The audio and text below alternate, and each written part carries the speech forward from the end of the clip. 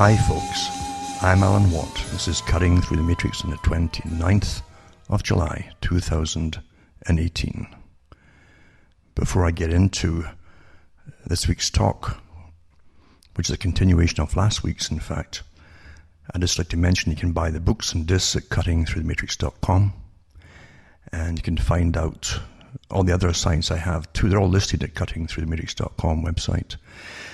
And you can go into Alan Watt Sentinel.eu as well, and you can get them there if you want them. And remember too that these books help me to do all the websites, and they help me to pay for them as well, because it's a lot of money to just keep it all going. And I don't sell anything else except for the discs I have, the talks. I don't sell different products. I don't sell all kinds of cures and amazing things to help you live forever, or gold and silver and all the usual things. I just sell what I produce basically. So if you buy the books and discs, you help me tick along too. And you can donate as well, remember too, for those who enjoy the talks. And there's lots and lots out there. It's quite amazing too that I've known for years and years that whenever I get into a particular topic and I mention it on the Sunday, you're guaranteed that the top certain hosts will be parting it out by Tuesday or Wednesday the same week. They never mention it though, where they get it from. I feel like I'm an unpaid worker basically, but that's just the price you pay in a sense, isn't it? Because we're going through a war. It's a massive war. It's had many different descriptions: war of the mind, war for the mind, war on the mind. And it's awfully true, because everything really is warfare today. Everything. And that's a topic I mentioned last week about eugenics, and the title was Genetics Must Lead to the Eugenics Czar, who will decide your fate if just below par. And par, of course, apart from being a sports term for certain sports and so on, and also like a level, you're either above or below the level, it also is used in eugenics and genetics for predictive adaptive response. It's amazing, truly. This is part two, as I say, but it's truly amazing that we can live through an agenda with so much documentation, now more than ever with the internet, on the system in which we happen to exist and how it's run, if you really want to know. Most of the studies that are shown by those who are monitoring us all the time, with the big universities involved, MIT and Facebook and all the different professional associations dissecting our thoughts, or are we following the correct memes and ideas which they put out? Are we all prattling about transgenderism and things like that we're supposed to be right now? Because it's across the board. Things don't happen by themselves. They don't. They happen because all media, the top media, which has always been a control mechanism for guiding us all, there's no guessing involved here. The big boys have published their own stuff back in the 30s onwards about controlling all thought by giving us our opinions. And of course that means restricting other kinds of thought or speech or whatever. And it's just the same today. When I was small, I think I've mentioned this before, the town I lived in had miners in it. And the miners, a lot of them were retired, for the ones that lived very long, that is, because they all had different kind of bronchial lung diseases, which of course the authorities at that time always said didn't really exist. It wasn't proven. And of course they did prove it after they'd all died off and they closed the mines down. So that's standard stuff. They'll never prove anything or accept anything if they have to pay out on it, because we live in such a fair society, as we're constantly told. But these miners, they play around during the day with themselves, each other. They chat away there. They sit in little groups. And you'd meet them in town crossroads, basically, corners and things like that, favourite spots. And they would chat. And what was amazing, if you're a youngster listening to that, them chatting, these guys who left school about 10 or 11 years of age were way, I use the term smarter, way smarter than we are today, because they understood the importance of the system which governed and ruled them and the techniques that it used. They knew the different owners of newspapers, their names, what their agendas were, etc., via their papers.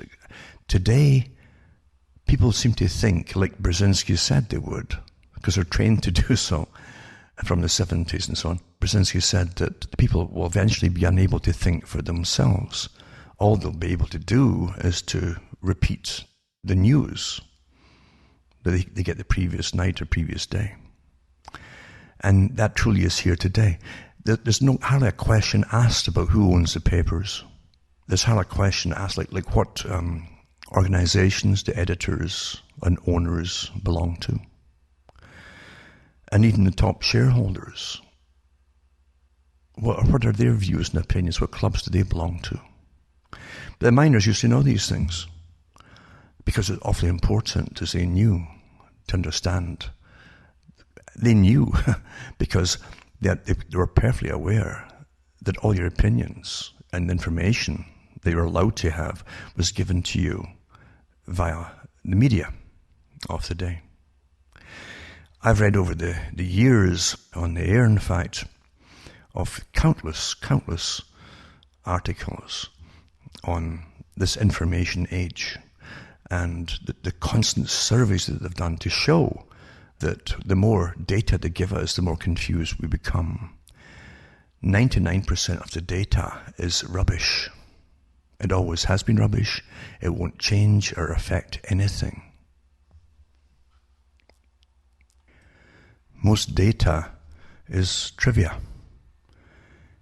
And it literally is bubblegum for a few seconds of your mind or your time of the day. And nothing will come out of it for you, except you're wasting your life and being distracted and titillated generally, because most of it today is entertainment or it's about stars and stuff like that. Really. And we live in an age where everyone's taught that you're a star. If you put all your data up on Facebook and you can become a star, just like the reality shows and so on. And of course, monkey see, monkey do, and everyone emulates what they think they should be doing, just like the reality shows, mainly for the young, of course. It's rather amazing to see how simple and easy it is to control so many people. It's rather frightening in a sense, isn't it? But don't forget, they've had lots of experience in managing populations down through the ages, long before even Machiavelli wrote The Prince. The knowledge of governing people and managing people is always accumulated for centuries and centuries. It's never discarded and tossed out. Nothing can become obsolete when it comes to successful techniques of controlling the minds of people and their time as well. Because if you control their time, then if they're chattering about irrelevant things, they're not going to be fomenting revolution or nasty comments about you. And that's how the rulers pretty well see it. We live in an incredible age, though, today. And TV was bad enough. It was just too easy to have people give up a good chunk of their life watching television. A good chunk. And so much advertising, of course, in between as well. Voluntary watching, something like 40 minutes of advertising a night when you add it all up. That's quite something, isn't it? Just to get a little bit of a laugh here and there, or whatever it happened to be, over a few hours. That was also mentioned in a pretty good movie as far as exposing that in it, called The Looker, an old movie. It's quite interesting too, of what they understood even then. You get little bits of what is common knowledge in the advertising industry and the behavioral studies stuck into movies. But we are truly entertained to death. And with entertainment comes an awful lot of indoctrination. Do you really think we're so obsessed right now? And we should be so obsessed right now, across the board in every country at the same time, with this transgenders, equality and all the rest, and all this mixing, blah, blah, blah. Is that the most important thing that's going on? Is it? Why is it across the board. It's because it's a fantastic distraction from giving you any hard news that's going to affect everybody, in so many ways, economics, etc., or war, or whatever it happens to be. And at the same time, too, it helps to create a generation, a growing generation, because they're really going for the children now to indoctrinate them into utter confusion at a very early age, which ties in perfectly well towards the non-breeding program. That's why it's getting pushed. As far back as the 50s, you can get documentation from Eugenics Society talking about ways of reducing the population, and they said they would push all kinds of substitutes and homosexuality, etc. Any program where people didn't breed. And right down to, possibly down the future, doing this kind of tampering with the appearance of genders, etc. And that's why it's getting so drastically pushed across the whole planet, remember. It's not just in one country or another. Do you really think that's the most important thing? And you realize, too, that all the different pushes down through the last century or so for rights for people were basic rights that affected everyone, like money, wages, cost of living, housing, healthcare, that kind of stuff. At least reasonable healthcare, and so on and so on and so on. These were hard slogs and struggles, and they're not over yet. They're not over yet. And the cost of living, as you know, has gone through the roof with inflation, because the currencies are worth nothing since 2007 or 8 when they crashed economies and plundered us all via the banking system again. But you don't hear about it, do you? Everything is drowned out apparently because everyone is just fascinated with all the different gender and this and gender that. It's astonishing. But when you see an agenda going across the whole planet at the same time, believe you me, these are massive international old institutions that are pushing all of it. All of it. And I'll go into part 2 of this, perhaps, if I can get round to it. It's amazing how you can go off in 1,000 different pathways in a talk, all to do with the same thing, really. Because it is so well documented. And at the same time, as I've said, we've got so much information at our fingertips. Most folk don't want to know. Most folk want to live in the happy, comfy cotton wool thing. Let's just be happy today. Happy. Don't give me bad news. I might spoil my day. It's kind of like the Romans, They always say that Rome was being attacked by the different bands that were attacking them from outside. And eventually, they did break through the walls, outer walls and so on, and the people inside in the big palaces, etc., the nobility, were having parties. They couldn't believe it. They were having parties. They couldn't believe that they were actually getting conquered. It was unthinkable to them. And that's what we have today, isn't it? In so many ways, if you want to look around you. So many things that really are happening. But all you get is distraction. Very emotive topics, mind you, at the same time. And emotion is a great way to stop you from thinking critically. We also have different articles coming out too to make you think, because again, there are big agendas at play. Before they even had all the wars across the Middle East, they had various articles in military circles to do with the fallout from all the blowback, as they call it, if they were ever to go and attack all those countries over there. I rewatched the old movie called 3 Days of the Condor, and in the plot they actually have the Middle East and oil wars run as a game. What would happen if they ever had to do this, supposedly? Right down to having to do it possibly one day, because the public would immediately be all for wars if they ran out of gasoline, for instance. And they'd be so angry they would overthrow governments if the whole system came to a stop. So they're always doing the games. But they also have professionals. I mean, you talk about hundreds and hundreds of professionals involved in each little game. for different departments of psychological and physical warfare. All the different forces, armed forces.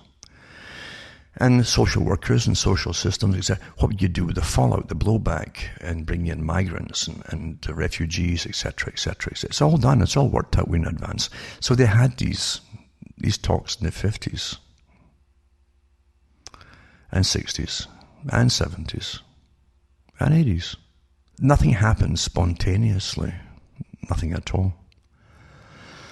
And the oddest thing from the controller's point of view, from our point of view, when we look at the controllers, is to see how different their tactics are. We see it from the bottom, how it will affect you, how it will affect your community, your area, or your country, your cost of living for the wars, and for the differences with how you're going to even cope with the migrants, with the incredible cost of that, for instance. Because to take it off your tax money, they have to increase taxes dramatically, or basically cut back elsewhere on programs that you or your parents or grandparents fought hard to get in the first place. But the ones at the top never see it the same way at all. In fact, it's irrelevant what you're thinking, because they have different agendas for to get to their points and to their goals, etc. Remember, the goal is always a world government. In military academies, the top military academies in the West, every officer is told that the only way to peace is for the cessation of war. And the cessation of war can only come through peace when everyone is peaceful. Therefore, they have to fight wars to get to the stage where everyone's at peace, and it can only come again through a world governmental system. And personally, how I see it is that that's the elite talking down to the officer class, because the elite are still above that with all their high CIA types and neuroscientists and behaviorists, way above it all. Looking at this globe, this ball, this call it what you want. I know there's a lot of flat earthers out there as well, but the fact is, look at the place, the third rock from the sun, right? And that's how they see it. They don't see it as this little country and that little country, at least as far as where they want to take it to. It's theirs. It's their planet. They're going to control it. And they're getting it all to go to a particular direction and achieve a lot of goals in the same time, right down to depopulation. And if they get more and more folk who are not going to breed. And this is very real. It's very, very real. And at the same time, even right down to all the different substitutes for man and woman, male and female. That they're going the whole hog, you see, as long as they don't have children. People have no idea of the amount of their tax money that was thrown at getting the contraception pill through in the first place, getting it made, etc. And the big eugenic societies that are part of the governing system. Because in Britain, in London, for instance, and don't forget it's a British Empire, the governing system is way above any political party or parliamentary system. It's way above that. Always has been. And last week I touched on Julian Huxley, for instance, who was one of the founding members of a few agencies, and one of them was very, very secret, because he believed, along with H.G. Wells and many other people, who all belonged to the same organizations, by the way, they believed that a ruling, intellectual, professional elite should be managing society. And that would never happen by voting politicians in. They knew too that then it would be seen as a totalitarian system if you got rid of the politicians and simply ruled in a fashion kind of like the Soviet system or even China. So the people would rebel against that, because in the West they were more individualistic. They were not a collective type society. Therefore, they gave you the pretense, the one you still see, of politics. Well, above all that, you have professionals ruling everything. Do you really honestly believe, and again, I always use the British system as this more obvious in a sense, they call it musical chairs with the politicians. A party gets into office, they delegate different politicians to be the head of different departments, either finances, the military, the National Health Service, or something like that. And once in a while, when there's a scandal or whatever, or things just don't go too well, they rotate them around. So you're in charge of, say, the economics of the system one day, and you have been for a few weeks, and then suddenly you're now in charge of healthcare. Of course it cannot be done. You see, the permanent civil service, they happen to be the ones who are really running the country. They hand the cards and the scorecards and the dummy cards to read for the politicians and so on. They work it all out in advance and write the speeches, because they're the only ones who know what's going on. And they themselves take their orders from a much higher organization. And so Julian Huxley advocated very early on in his career, that the professional organizations would be kept secret, and they would know each other across the world, and they would shape and guide society generation by generation by very secretive clubs or institutions.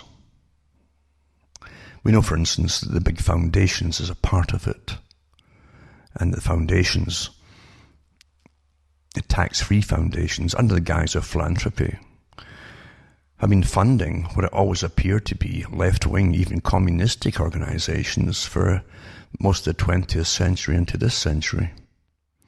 And Norman Dodd talked about that with the Rees Commission, which was set up in the US, and when the Senate wanted to investigate why these big foundations were running all these NGOs, funding them all incredibly, with all the money they're multi-billions today, actually, they have at their disposal. With impunity. Meddling in every government's affairs by starting this and starting that and getting protests going, organization, etc. All the things that the communists were blamed for. And they can get away with it. Well, why do you think they can get away with it? Because, you see, they're part of a system. Not the complete part, but they're a part of a system, which is an international governing body, a real governing body. They decide what will be taught through universities, etc. They decide what NGOs, and these are armies of NGOs that can lobby and lobby and lobby, etc. Locally, they lobby locally and federally and etc. And even internationally for what they want. You can't compete with that kind of lobbying power to get your point of view across. Because the NGOs are simply that. They don't dream up the name of their NGO, or even to have one. The big foundations have massive, almost civil servants actually, some of them bigger than some countries across the world. And they decide what they're going to create. And they find the people, they train them, the top ones. They have full pensions and everything, these top NGO leaders. Great salaries like CEOs. And even some of them even have their big high-rise buildings for their offices. But the rest of the public don't know, because they don't get that mentioned much at all, if at all, in the news. All they get is what politicians are saying and stuff like that. That's what they get. It's quite an easy technique to use upon the public to make sure that they're not being involved in what's really, really going on. It makes it much easier to govern the world, doesn't it? Never mind nations. Everyone right now is arguing about the latest reality show. That's their topics. They're arguing about who's had sex with who and the stars, etc. What do you mean stars? They're just actors and actresses, But that's what you're given. And again, all the transgender stuff, that's all you're getting now, Plus, of course, there's articles out now where people who really belong to these different groups, that they've joined them thinking it's for them. They've been purposely been created for them to join. Then they're told to promote the next part of the agenda. When you've read their articles and their agendas from their own foundations, etc., and their groups. They have strategies, and they're given implementation periods. Some of them are 5-year plans, some are 10-year plans for the next part and the next part and the next part. So it's quite amazing to watch it really unfold the way that you've already read it. And they're pretty well on target. And it's true, when it ticks over to the particular year, they're immediately going in for the next part. They've won this, they've won that, and won this. So here's the next part they want to win.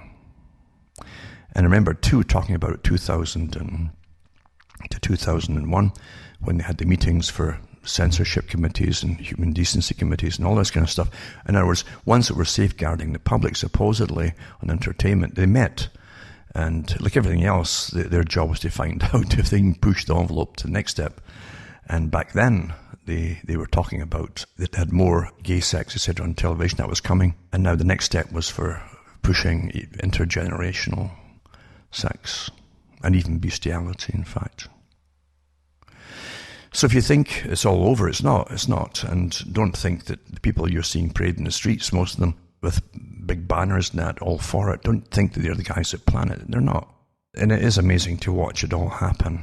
And as I've mentioned before, if you can't protect your children, I don't care what guise it goes under. The greatest guy, it's like lawyers. What we call law is a strange kind of law. It's kind of foreign, I think, to a lot of people, because it seems to have nothing to do with right and wrong.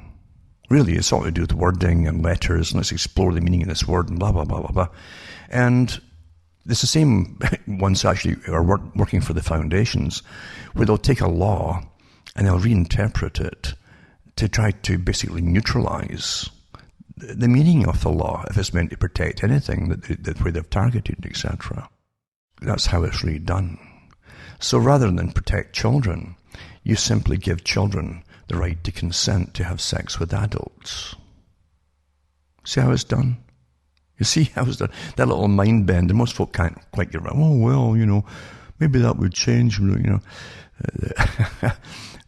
opinion of it all. Well. So it confuses most folk, and they just go along with it. So it's very clever, isn't it? It's very clever. Rather than just enforce the law and protect the children. Children have the right, really the right, to live in a little happy world of whatever fantasy they're watching, or superheroes, or whatever they're into. They have the right to do that for a few years in their life before they're tossed into a world of uncertainty, lies, deception, and when they have to run and run and run to make enough money and compete with everybody else in a rather brutal system.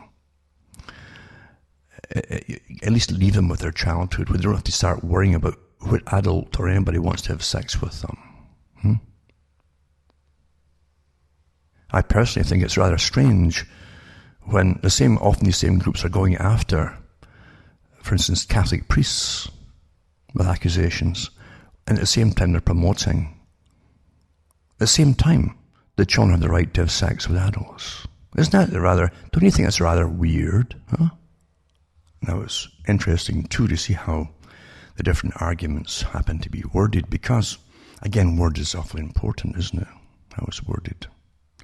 As they push for consent with children by teaching them how to give or deny consent. Articles are out there, too, being taught in universities, to students in universities, of for the next generation of people who will push the agendas, or even teach the agendas. And they say that parents are outdated and obsolete, basically, as are opinions, etc. What's true is that when you hand cell phones and give the internet to young children, they're definitely going to be heavily involved very quickly, and promoted too, because it is promoted all across the internet, to be fascinated by sex until you end up with a hypersexualized society long before they even hit puberty. There have been so many articles. Now, I remember doing articles years ago on studies that had been done on this at the time. And so all they do is hypersexualize children, which again ensures that they'll try everything. They won't want children themselves. At the same time, they generally won't stick with one partner for very long. That's the intention of it too. If you're going to have children, unless you're going to have big money from the state, which of course the state has tried before, then you need another partner to help support the child and bring them up, especially in today's economies. And the economies aren't going to get any better for most people who actually do real physical or real practical or essential work. And so if you don't get a permanent partner, they'll either abort children or they won't want children, whether it's a man or a woman wanting children, they won't have them. And they won't bond with a partner to enable it to happen. It all works together, and this was all discussed by eugenics societies on how to train populations as far back as the 1920s and 30s. And also we're well into the agenda of basically aborting anything which they claim could be a defective fetus of some kind, physically or any other way too. And it's done without question by the populace when they're told that.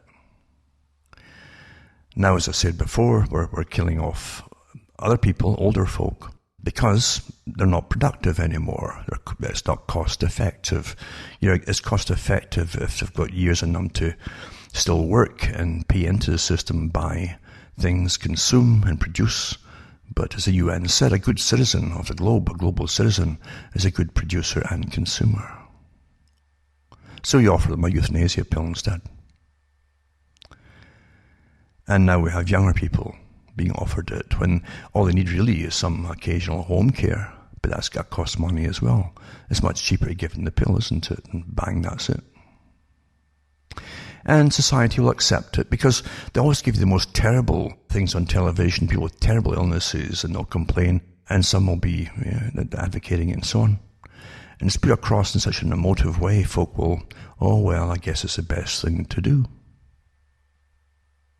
So when it's your turn or someone else's turn, well, I guess that's the way we're constantly trained into how to respond to every situation today. We're trained way in advance, way in advance of anything. And people really have no idea of the vastness of the organizations and layers of them above you that run your life. You really don't have a clue.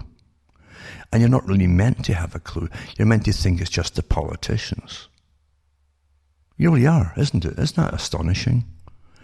We vote people. Do you really think that folk get voted in you think they're running a country? And they never run a thing in their life. Look at Obama, for instance. He was a good example. He's picked up for his social activism, supposedly. Not that there was much of that either. But he hadn't even run a McDonald's hamburger joint. He hadn't. Do you really think he ran the country? Do you think that? Do you really believe that? Or Theresa May, for that matter, over in Britain? See, the art of politics is to play games. That's all it is, and to evade. It's like running a course and trying to not get knocked over by things coming your way, and trying to dodge them and get around them and knock other ones over. It's all personal stuff, really, isn't it? But that's not running. What did they know of running massive organizations that run over us?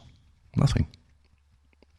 And that's what Julian Huxley talks about, creating these organizations, these private organizations, which would be very secretive and rule us. However, today we're getting trained to go along with all the other associations that got fancy or very official sounding names. But really private organizations. Eventually they start getting your government funding as well when the people start to accept it as being part of the government. It's an old technique and it works awfully well. But, if you look at this article here, education starts in kindergarten. United Nations radical agenda pushes sex, etc. in kindergarten. They published a new so-called comprehensive sex ed guidelines for schools, taking its cues from Planned Parenthood to help teachers instruct kindergartens in LGBTQIA and ideology and practice, it says. Remember, Planned Parenthood is a eugenics program, remember, to get rid of the weeds, as founder Margaret Sanger said. Read it up in their own books, by the way. I'm not making it up.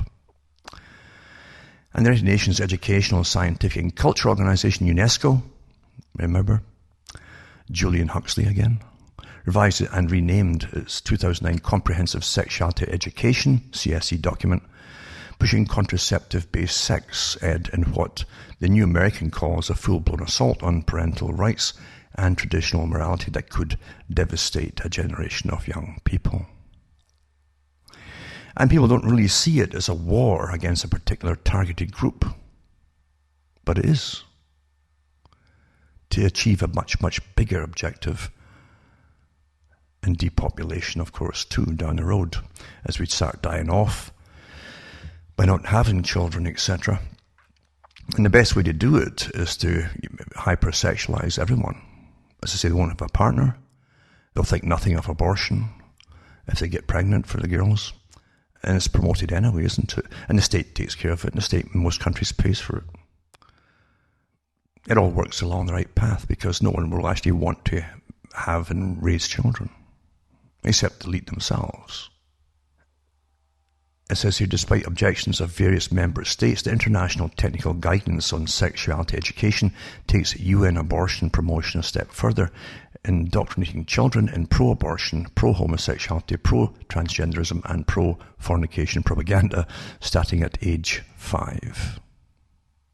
And the critics said these standards sexualize kindergarten children and advocate masturbation, abortion, gender confusion, homosexuality, homosexual parenting, contraception and premarital sex. And that, again, is what they said many, many years ago.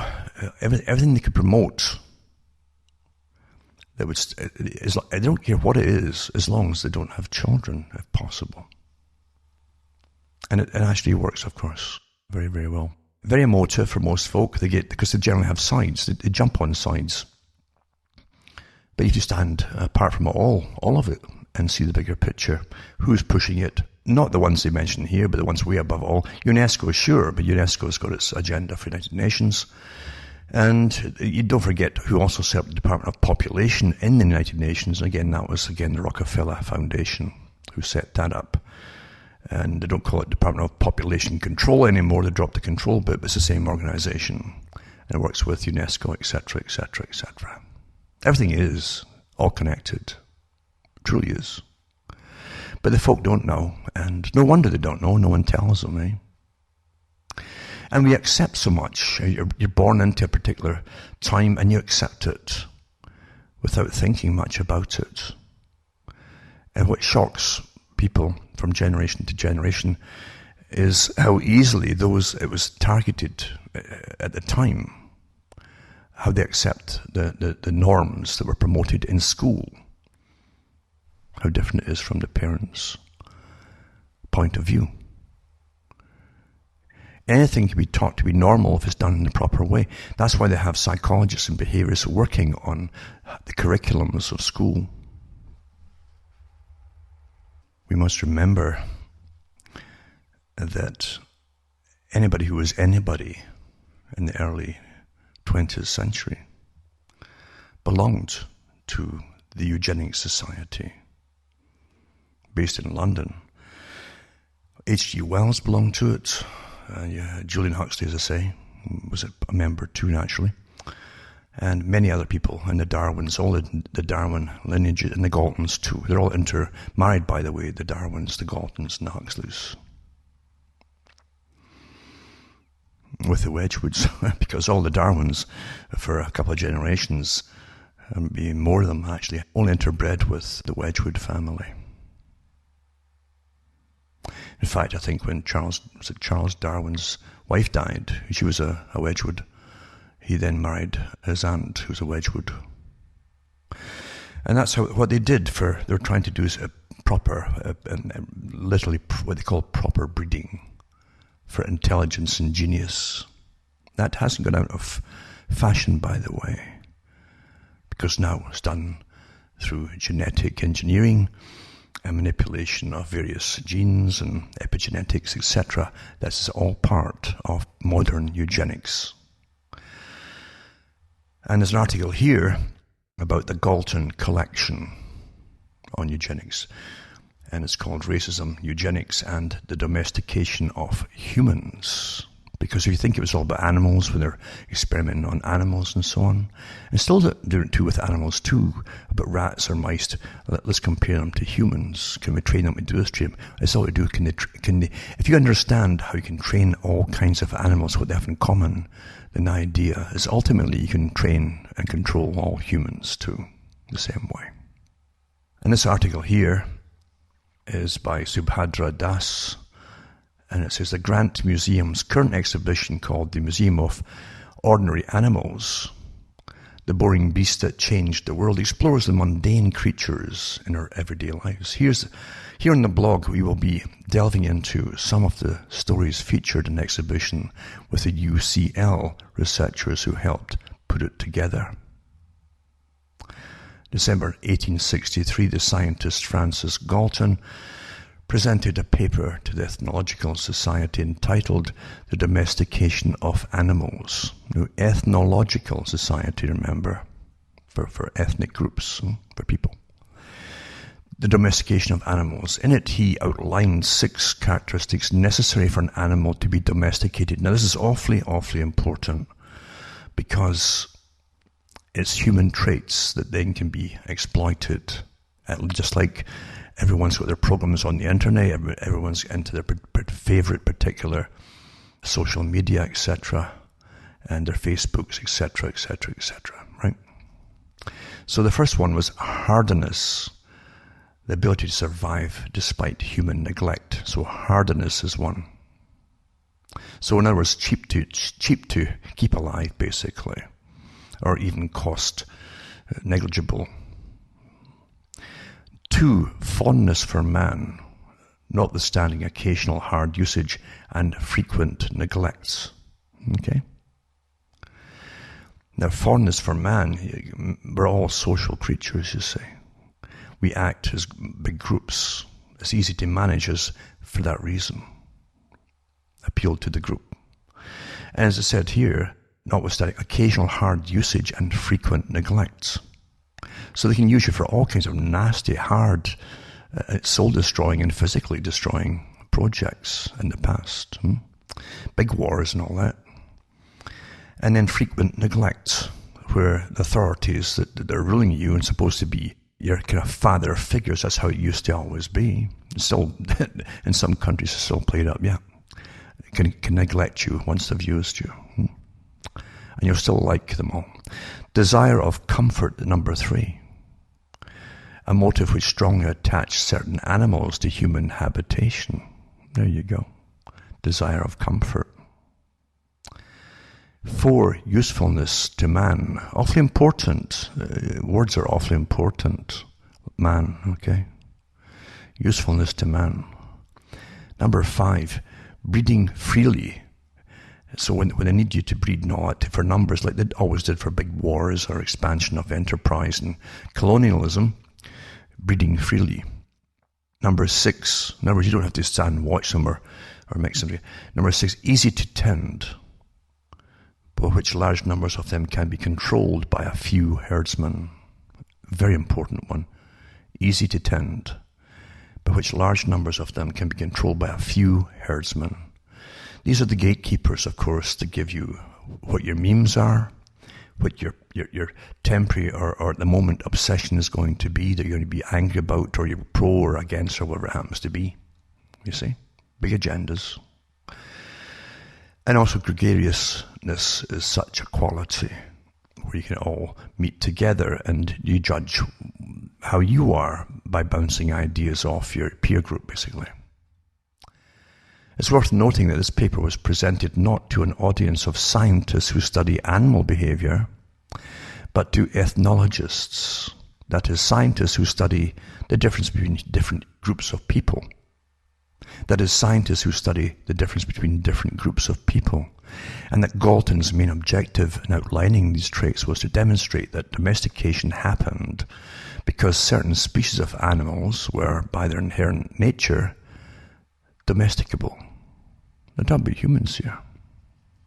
And it says where a particular species does not have the traits to be brought under human control, he said, less civilized human societies, such as the reindeer herders of Lapland, are forced to live their lives to accommodate the animals in order to benefit from them. Galton gives examples from all over the world of how what he called the rude races had successfully brought animals under their control as pets, sacred animals, and in zoos. In other words, it's easy to domesticate animals. Even savages can do it. And it says, we all know that museum catalogues lie. And it says that it's made it clear that it's a firm advocate, the writer here, for the agency of museum practitioners. No element of museum practice happens magically by itself in a vacuum. It's enacted by those of us privileged to work with collections.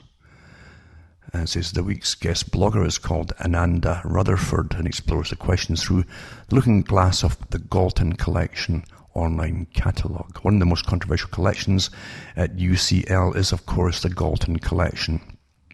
And Francis Galton, with his notorious interest in improving humans by selective breeding or eugenics, the term he coined, is a problematic figure, and preserving a collection of artifacts associated with him for posterity and within the context of the modern university is troubling.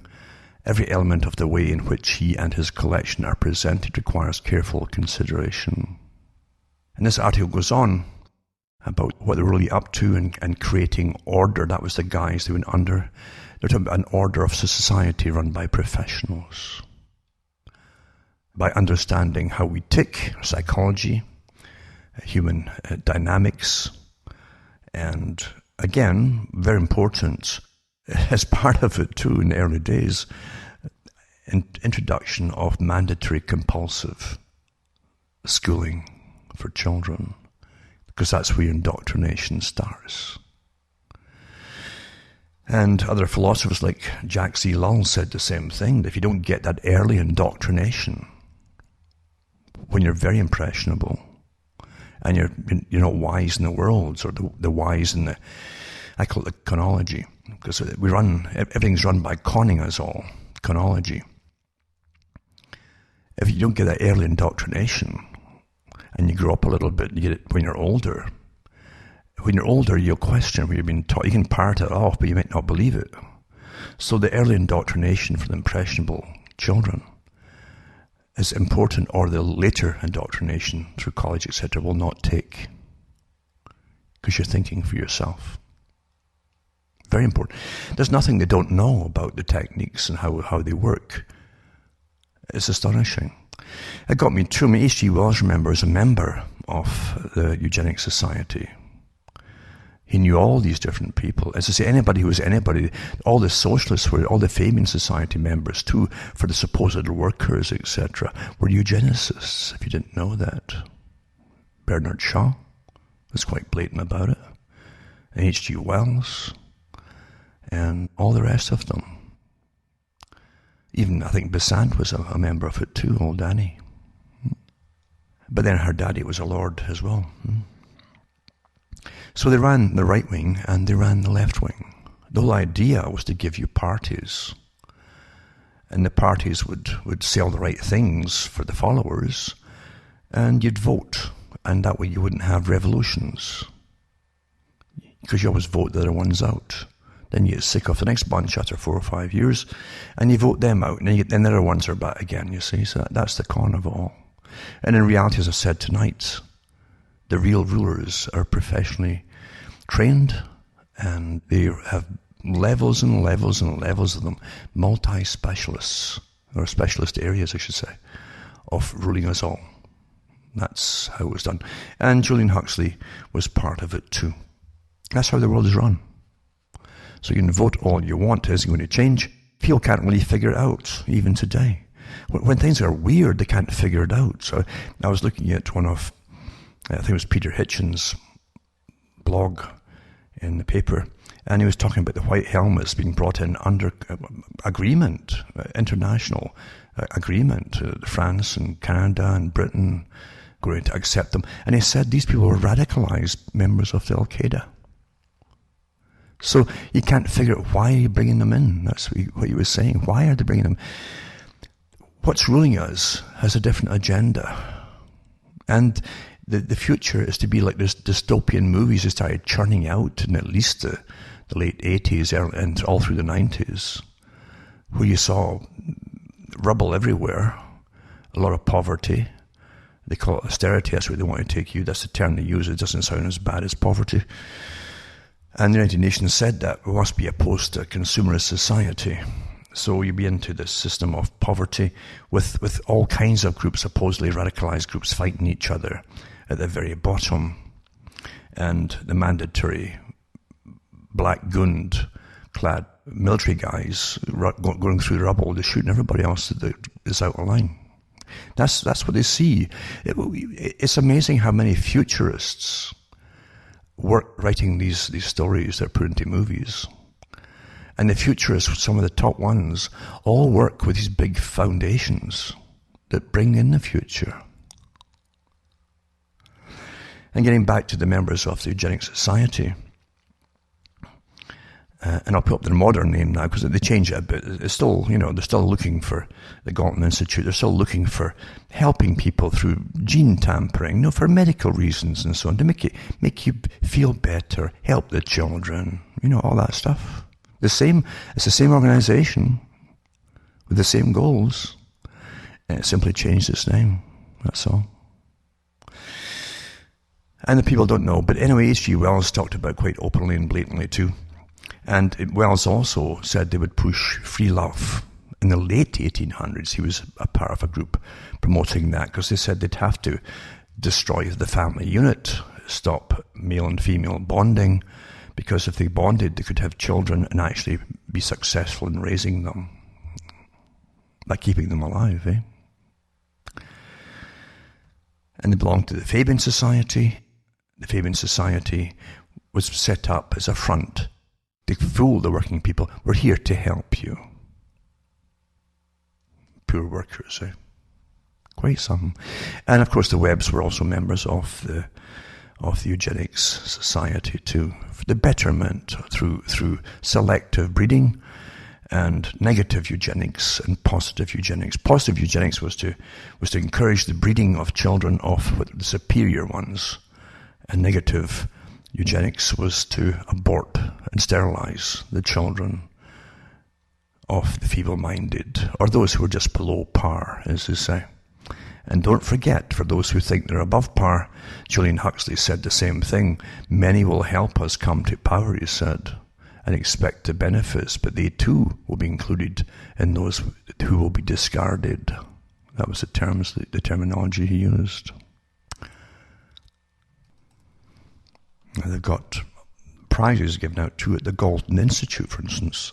You saw the smiling faces of young students in their white coats and all that, who are looking down microscopes, and they're going to be responsible for bettering the people by altering genes here and there, all for your own good. Quite good, isn't it? Doesn't it sound exciting and proactive and optimistic, etc., etc.? Isn't that wonderful? And the Galton Institute, they tell you what they're there for, in their own words, of course. Sounds wonderful, really. Nice pictures of happy people. It's a learning society concerned with the scientific study of all aspects of human heredity. These include molecular genetics, genetic medicine, genetic epidemiology, population genetics, and population dynamics, demographics, human evolution, elements of psychology, and the statistical analysis of inherited traits. It's the same old institution of the Eugenics Society. So it is. And don't forget that all doctors today are pretty complicit in a lot of it because their training leads them along a path. Remember, by the way you train someone and teach them with professional advice and experts, you can bring anyone to the conclusion that you want on everything. And medicine for years has been training people who study it that the only way to ultimately end all these diseases and so on, apart from elimination of causative factors from outside sources, is the inside sources, the genes themselves, defective genes, like the movie Gattaca, you see, epigenetics, etc., and tampering with and replacing genes with, superior ones for those that are a bit retarded, as they say. Nothing changes, Nothing changes. And for the elite themselves, they have no problem with the elite of other countries. All this stuff about purely racial aspects, you should start to wonder about it, rather than just blame this group or that group or whatever. Some groups certainly do. Very few think they're superior, and are rather blatant about it too. But in reality, if you look at the other eugenicists as well, like Arthur C. Clarke, the science fiction writer, who's long dead now, 2001 and 2010, Space Odyssey, etc. But he also did 3001 as well, for those who don't know, where he was into this kind of fantasy world of the superior gene types who outlived everybody else for reasons that he doesn't actually go into so much.